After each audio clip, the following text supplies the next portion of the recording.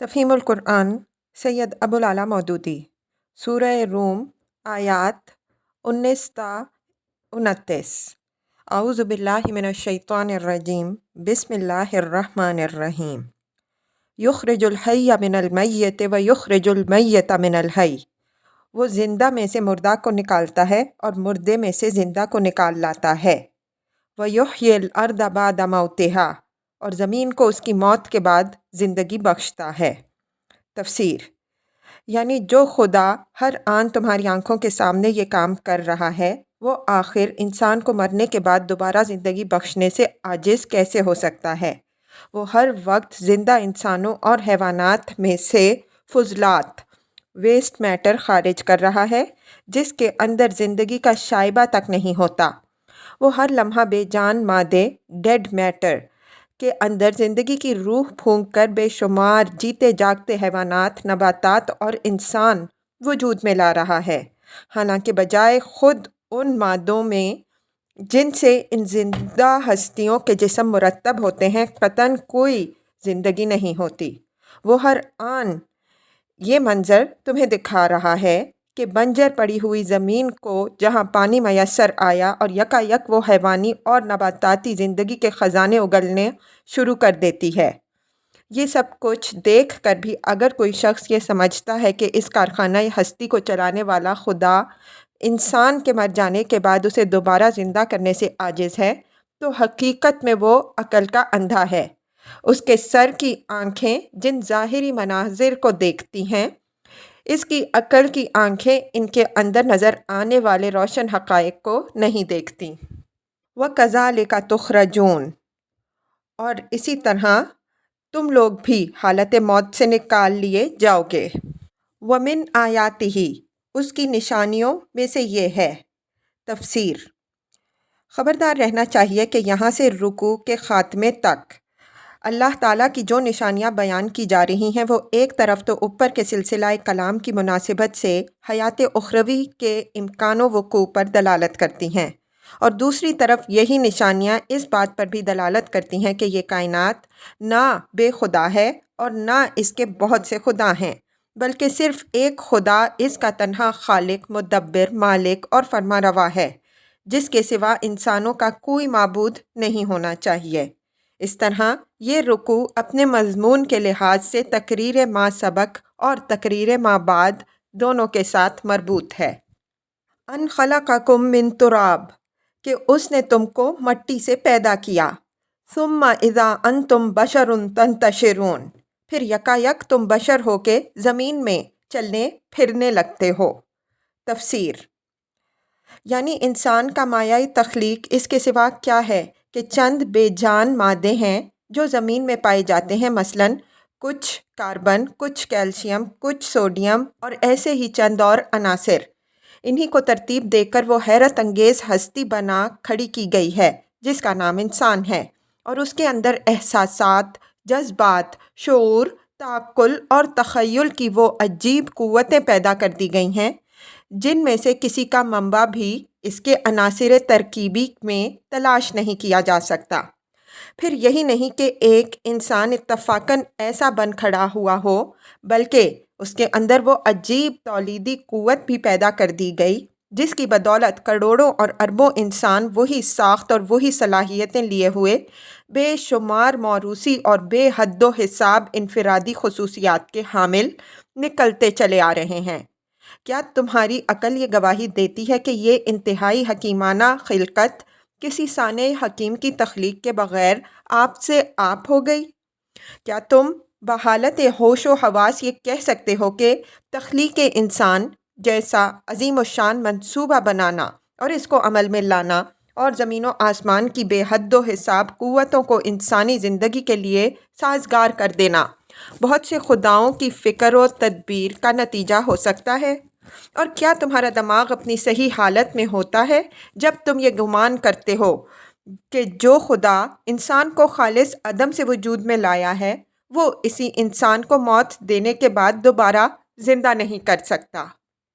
وَمِنْ آیَاتِهِ أَنْ خَلَقَ لَكُم مِّنْ أَنفُسِكُمْ أَزْوَاجًا لِتَسْكُنُوا إِلَيْهَا، اور اس کی نشانیوں میں سے یہ ہے کہ اس نے تمہارے لیے تمہاری ہی جنس سے بیویاں بنائیں تاکہ تم ان کے پاس سکون حاصل کرو۔ تفسیر: یعنی خالق کا کمال حکمت یہ ہے کہ اس نے انسان کی صرف ایک صنف نہیں بنائی بلکہ اسے دو صنفوں کی شکل میں پیدا کیا جو انسانیت میں یکساں ہیں، جن کی بناوٹ کا بنیادی فارمولہ بھی یکساں ہے، مگر دونوں ایک دوسرے سے مختلف جسمانی ساخت، مختلف ذہنی و نفسی اوصاف اور مختلف جذبات و داعیات لے کر پیدا ہوتی ہیں۔ اور پھر ان کے درمیان یہ حیرت انگیز مناسبت رکھ دی گئی ہے کہ ان میں سے ہر ایک دوسرے کا پورا جوڑا ہے۔ ہر ایک کا جسم اور اس کے نفسیات و داعیات دوسرے کے جسمانی و نفسیاتی تقاضوں کا مکمل جواب ہیں۔ مزید برآں وہ خالق حکیم ان دونوں صنفوں کے افراد کو آغاز آفرینش سے برابر اس تناسب کے ساتھ پیدا کیے چلا جا رہا ہے کہ آج تک کبھی ایسا نہیں ہوا کہ دنیا کی کسی قوم یا خطۂ زمین میں صرف لڑکے ہی لڑکے پیدا ہوئے ہوں، یا کہیں صرف کسی قوم میں صرف لڑکیاں ہی لڑکیاں پیدا ہوتی چلی گئی ہوں۔ یہ ایسی چیز ہے جس میں کسی انسانی تدبیر کا قطعاً کوئی دخل نہیں ہے۔ انسان ذرہ برابر بھی نہ اس معاملے میں اثر انداز ہو سکتا ہے کہ لڑکیاں مسلسل ایسی زنانہ خصوصیات اور لڑکے مسلسل ایسی مردانہ خصوصیات لیے ہوئے پیدا ہوتے رہیں جو ایک دوسرے کا ٹھیک جوڑ ہیں، اور نہ اس معاملے میں اس کے پاس اثر انداز ہونے کا کوئی ذریعہ ہے کہ عورتوں اور مردوں کی پیدائش اس طرح مسلسل ایک تناسب کے ساتھ ہوتی چلی جائے۔ ہزارہ سال سے کروڑوں اور اربوں انسانوں کی پیدائش میں اس تدبیر و انتظام کا اتنے متناسب طریقے سے پہم جاری رہنا اتفاقاً بھی نہیں ہو سکتا، اور یہ بہت سے خداؤں کی مشترک تدبیر کا نتیجہ بھی نہیں ہو سکتا۔ یہ چیز صریحاً اس بات پر دلالت کر رہی ہے کہ ایک خالق حکیم اور ایک ہی خالق حکیم نے اپنی غالب حکمت و قدرت سے ابتداً مرد اور عورت کا ایک موزوں ترین ڈیزائن بنایا، پھر اس بات کا انتظام کیا کہ اس ڈیزائن کے مطابق بے حد و حساب مرد اور بے حد و حساب عورتیں اپنی الگ الگ انفرادی خصوصیات لیے ہوئے دنیا بھر میں ایک تناسب کے ساتھ پیدا ہوں۔ پھر مرد و عورت کا ایک دوسرے کے لیے سکون ہونا۔ یہ انتظام علل ٹپ نہیں ہو گیا، بلکہ بنانے والے نے بالارادہ اس غرض کے لیے یہ انتظام کیا کہ مرد اپنی فطرت کے تقاضے عورت کے پاس اور عورت اپنی فطرت کی مانگ مرد کے پاس پائے، اور دونوں ایک دوسرے سے وابستہ ہو کر ہی سکون و اطمینان حاصل کریں۔ یہی وہ حکیمانہ تدبیر ہے جسے خالق نے ایک طرف انسانی نسل کے برقرار رہنے کا اور دوسری طرف انسانی تہذیب و تمدن کو وجود میں لانے کا ذریعہ بنایا ہے۔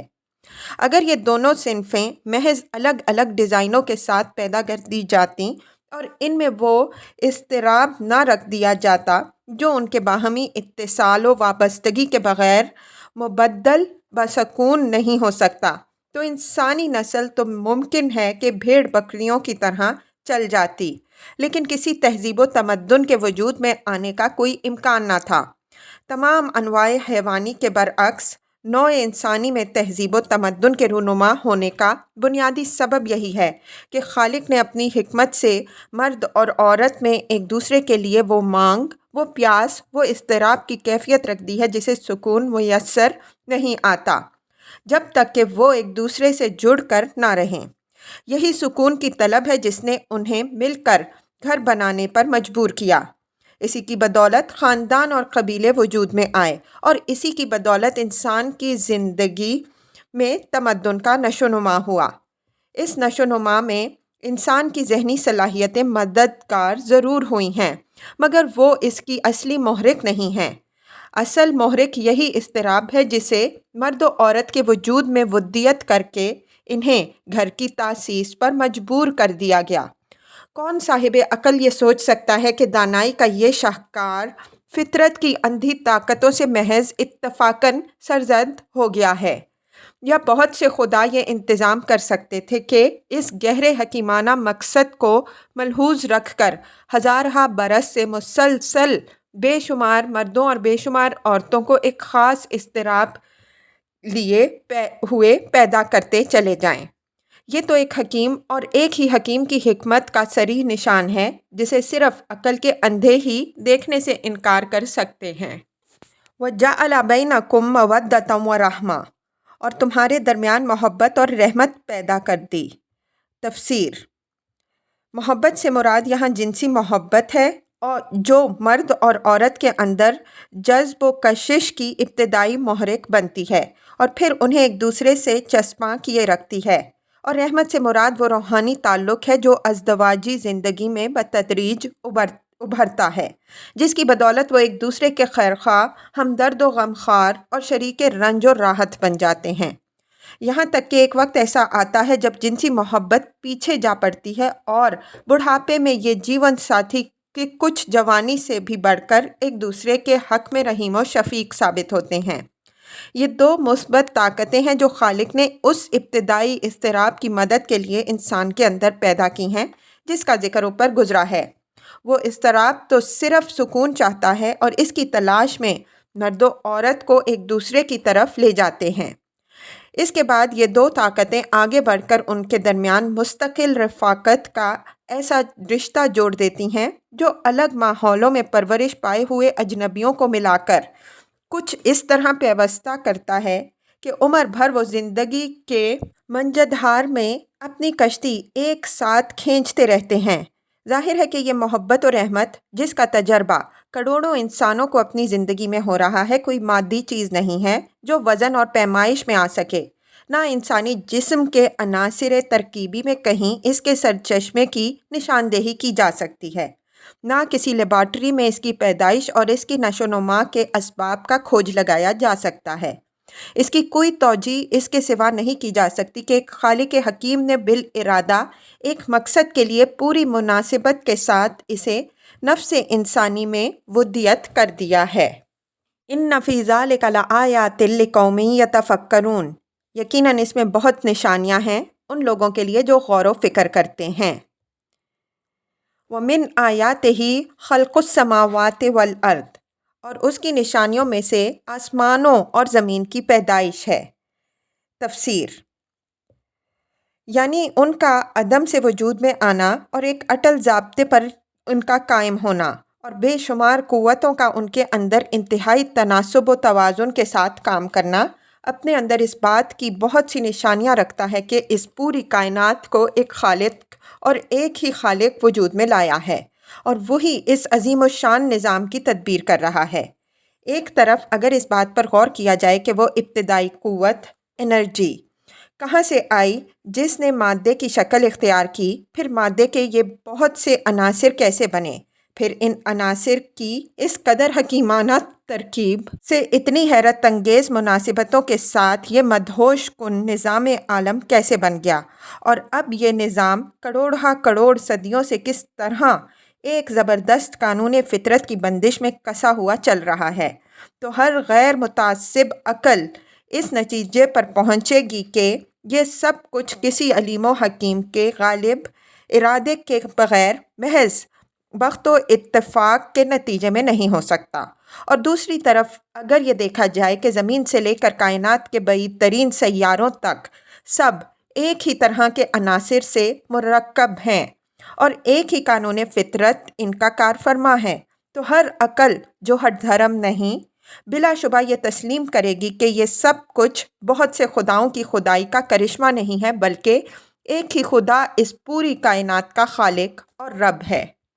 وَاخْتِلَافُ أَلْسِنَتِكُمْ وَأَلْوَانِكُمْ،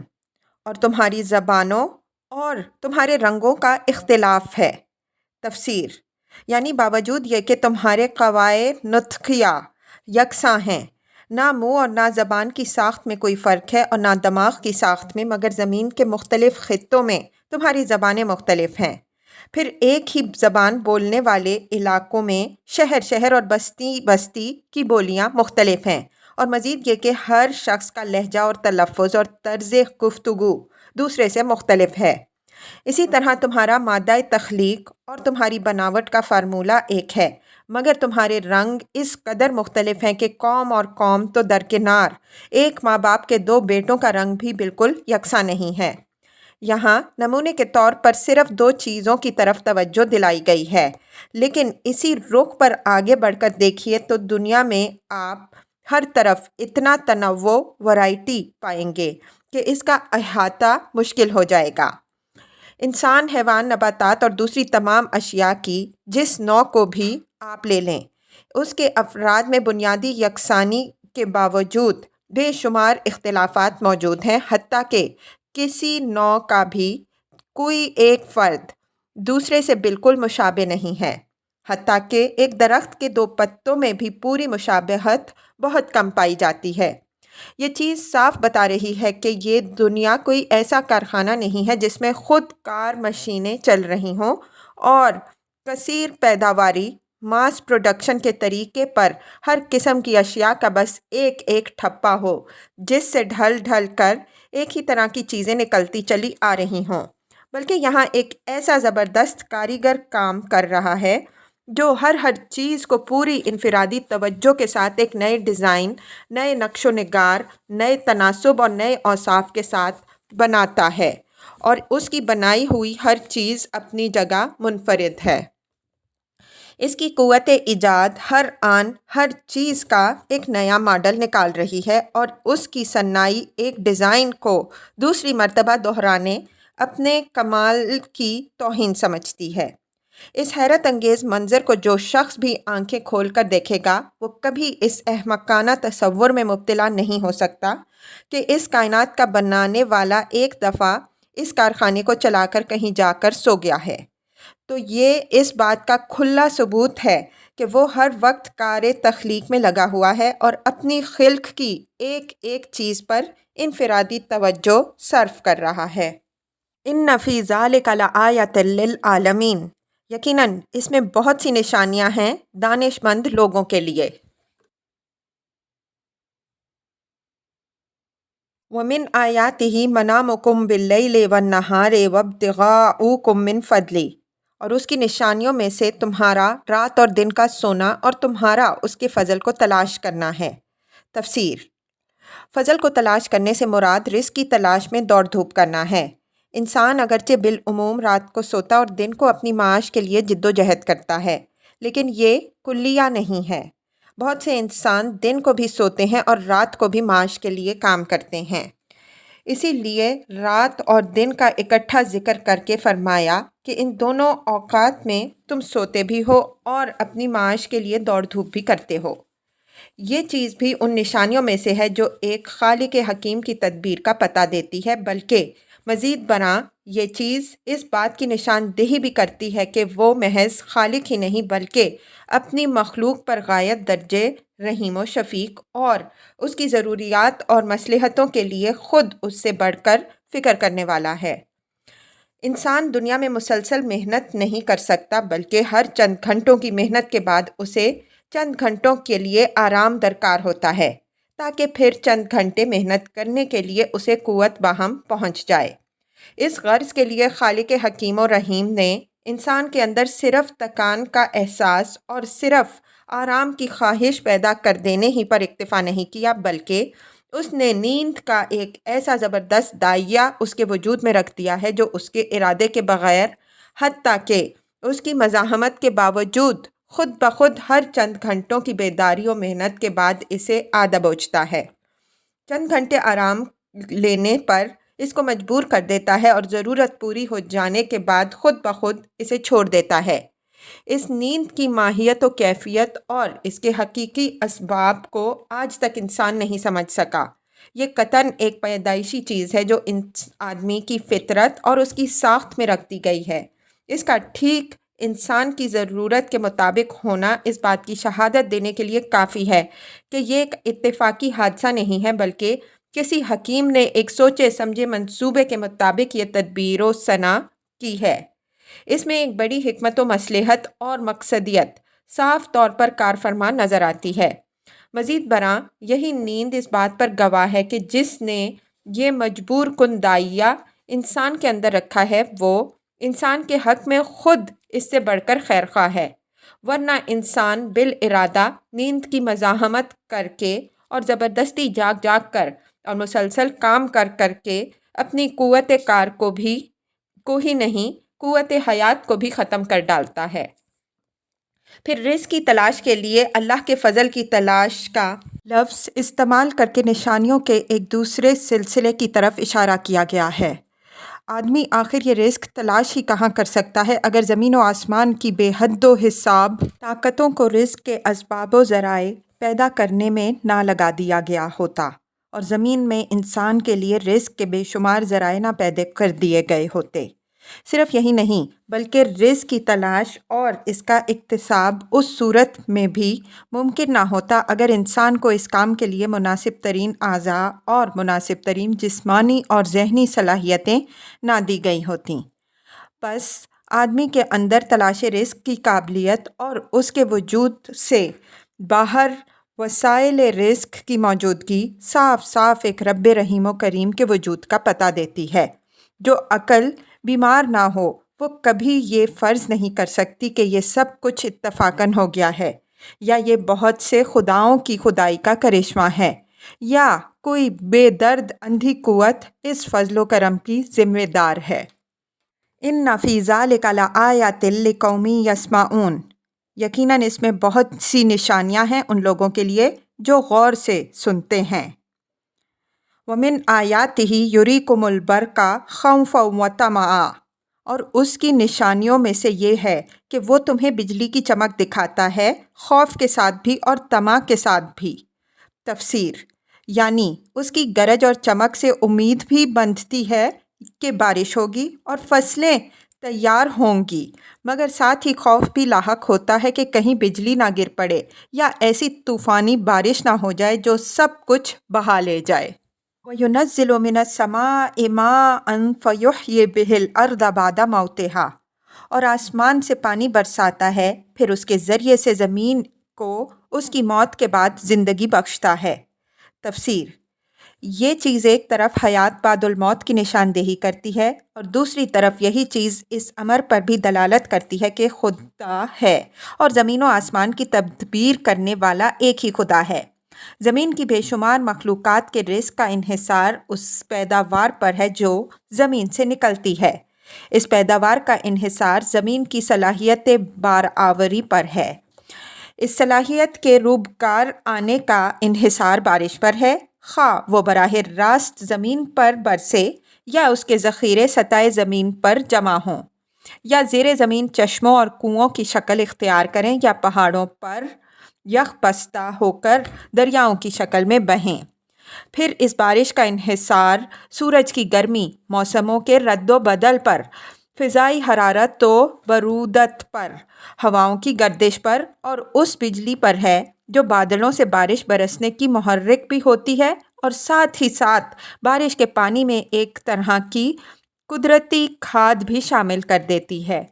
زمین سے لے کر آسمان تک کی ان تمام مختلف چیزوں کے درمیان یہ ربط اور مناسبتیں قائم ہونا، پھر ان سب کا بے شمار مختلف انواع، مقاصد اور مصلحتوں کے لیے صریحاً سازگار ہونا، اور ہزاروں لاکھوں برس تک ان کا پوری ہم آہنگی کے ساتھ مسلسل سازگاری کرتے چلے جانا، کیا یہ سب کچھ محض اتفاقاً ہو سکتا ہے؟ کیا یہ کسی صانع کی حکمت اور اس کے سوچے سمجھے منصوبے اور اس کی غالب تدبیر کے بغیر ہو گیا ہے؟ اور کیا یہ اس بات کی دلیل نہیں ہے کہ زمین، سورج، ہوا، پانی، حرارت، برودت اور زمین کی مخلوقات کا خالق اور رب ایک ہی ہے؟ ان فی ذالک لآیات لقوم یعقلون، یقیناً اس میں بہت سی نشانیاں ہیں ان لوگوں کے لیے جو عقل سے کام لیتے ہیں۔ وَمِنْ آیاتہ أَن تَقُومَ السَّمَاءُ وَالْأَرْضُ بِأَمْرِهِ، اور اس کی نشانیوں میں سے یہ ہے کہ آسمان اور زمین اس کے حکم سے قائم ہیں۔ تفسیر، یعنی صرف یہی نہیں کہ وہ اس کے حکم سے ایک دفعہ وجود میں آ گئے ہیں، بلکہ ان کا مسلسل قائم رہنا اور ان کے اندر ایک عظیم الشان کارگاہ ہستی کا پہم چلتے رہنا بھی اسی کے حکم کی بدولت ہے۔ ایک لمحے کے لیے بھی اگر اس کا حکم انہیں برقرار نہ رکھے تو یہ سارا نظام یک لخت درہم برہم ہو جائے۔ ثم اذا دعاکم دعوة من الارض اذا انتم تخرجون، پھر جو ہی کہ اس نے تمہیں زمین سے پکارا، بس ایک ہی پکار میں اچانک تم نکل آؤ گے۔ تفسیر یعنی کائنات کے خالق و مدبر کے لیے تمہیں دوبارہ زندہ کر کے اٹھانا کوئی ایسا بڑا کام نہیں ہے کہ اسے اس کے لیے بہت بڑی تیاریاں کرنی ہوں، بلکہ اس کی صرف ایک پکار اس کے لیے کافی ہوگی کہ آغاز آفرینش سے آج تک جتنے انسان دنیا میں پیدا ہوئے ہیں اور آئندہ پیدا ہوں گے، وہ سب ایک ساتھ زمین کے ہر گوشے سے نکل کھڑے ہوں۔ وَلَهُ مَن فِي السَّمَاوَاتِ وَالْأَرْضِ، آسمانوں اور زمین میں جو بھی ہیں اس کے بندے ہیں۔ کُلٌّ لَهُ قانتون، سب کے سب اسی کے تابع فرمان ہیں۔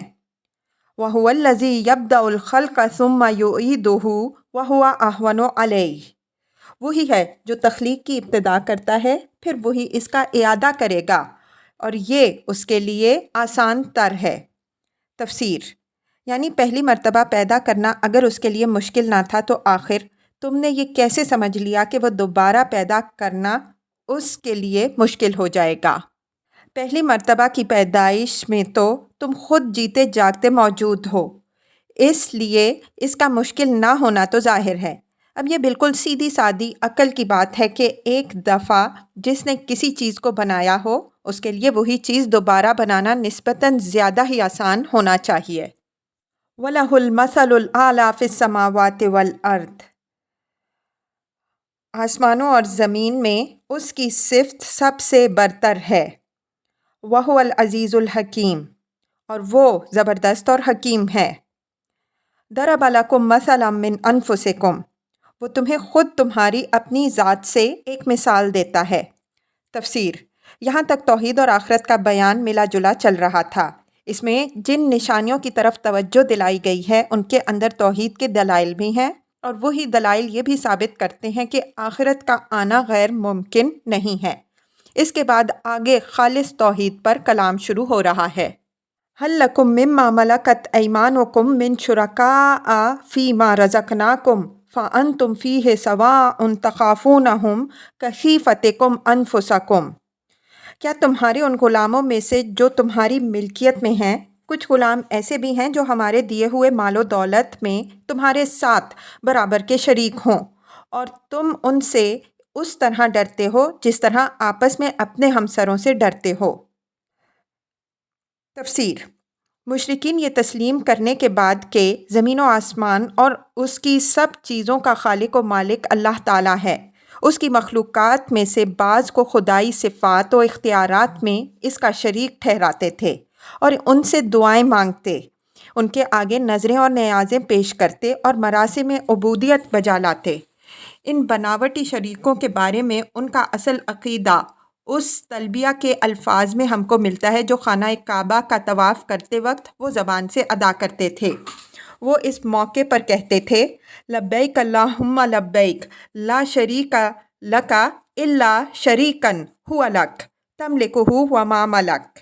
طبرانی ان ابن عباس رضی اللہ عنہ، میں حاضر ہوں میرے اللہ، میں حاضر ہوں، تیرا کوئی شریک نہیں سوائے اس شریک کے جو تیرا اپنا ہے، تو اس کا بھی مالک ہے، اور جو کچھ اس کی ملکیت میں ہے اس کا بھی تو مالک ہے۔ اللہ تعالیٰ اس آیت میں اسی شرک کی تردید فرماتا ہے۔ تمثیل کا منشا یہ ہے کہ خدا کے دیے ہوئے مال میں خدا ہی کے پیدا کیے ہوئے وہ انسان جو اتفاقاً تمہاری غلامی میں آ گئے ہیں، تمہارے تو شریک قرار نہیں پا سکتے، مگر تم نے یہ عجیب دھاندلی مچا رکھی ہے کہ خدا کی پیدا کی ہوئی کائنات میں خدا کی پیدا کردہ مخلوق کو بے تکلف اس کے ساتھ خدائی کا شریک ٹھہراتے ہو۔ اس طرح کی احمقانہ باتیں سوچتے ہوئے آخر تمہاری عقل کہاں ماری جاتی ہے؟ كَذَلِكَ نُفَصِّلُ الْآيَاتِ لِقَوْمٍ يَعْقِلُونَ، اس طرح ہم آیات کو کھول کر پیش کرتے ہیں ان لوگوں کے لیے جو عقل سے کام لیتے ہیں۔ بَلِ اتَّبَعَ الَّذِينَ ظَلَمُوا أَهْوَاءَهُمْ بِغَيْرِ عِلْمٍ، مگر یہ ظالم بے سمجھے بوجھے اپنے تخیلات کے پیچھے چل پڑے ہیں۔ فَمَن يَهْدِي مَنْ أَضَلَّ اللَّهُ، اب کون اس شخص کو راستہ دکھا سکتا ہے جسے اللہ نے بھٹکا دیا ہو؟ تفسیر یعنی جب کوئی شخص سیدھی سیدھی عقل کی بات نہ سوچے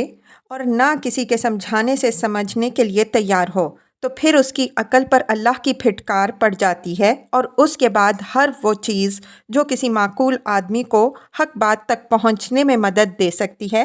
وہ اس ضدی جہالت پسند انسان کو الٹی مزید گمراہی میں مبتلا کرتی چلی جاتی ہے۔ یہی کیفیت ہے جسے بھٹکانے کے لفظ سے تعبیر کیا گیا ہے۔ راستی پسند انسان جب اللہ سے ہدایت کی توفیق طلب کرتا ہے تو اللہ کی اس طلب صادق کے مطابق اس کے لیے زیادہ سے زیادہ اسباب ہدایت پیدا فرما دیتا ہے، اور گمراہی پسند انسان جب گمراہی ہونے پر اصرار کرتا ہے تو پھر اللہ اس کے لیے وہی اسباب پیدا کرتا چلا جاتا ہے جو اسے بھٹکا کر روز بروز حق سے دور لے جاتے ہیں۔